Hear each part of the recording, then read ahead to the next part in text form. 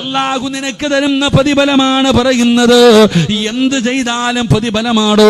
പക്ഷേ കുടുംബ ജീവിതത്തിന്റെ വിലയെന്ന് നമുക്കറിയില്ല. പരസ്പരം തല്ലുകയാണ്, വാശിയാണ്.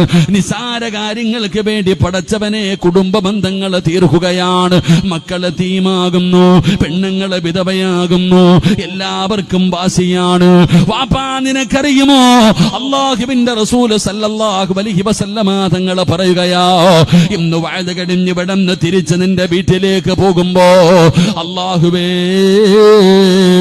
നിന്റെ ഭാര്യയുടെ കയ്യിലൊന്ന് പിടിച്ചാൽ, ഇന്ന് വഅദ കഴിഞ്ഞ് ഇവിടെ നിന്നിറങ്ങി പോകുമ്പോ നീ മഹർ കൊടുത്ത് വിവാഹം കഴിച്ച നിന്റെ കുട്ടികളുടെ ഉമ്മയായ നിന്റെ ഭാര്യ, ആ പെണ്ണിന്റെ കയ്യിൽ നാട്ടുകാര് കാണാനല്ല, മക്കള് കാണാനല്ല, നിങ്ങളെ സ്നേഹത്തിലാണെന്ന് ജനങ്ങൾ പറയാനല്ല, അല്ലാഹുവിന്റെ തൃപ്തി കരുതിയിട്ട് നീ നിന്റെ ഭാര്യയുടെ കയ്യിലൊന്ന് പിടിച്ച ആ കൈവിരലുകൾക്കിടയിലൂടെ അല്ലാഹു നിങ്ങളുടെ പാപം പുറത്തു തരുമെന്ന് നബി മുഹമ്മദ് മുസ്തഫ.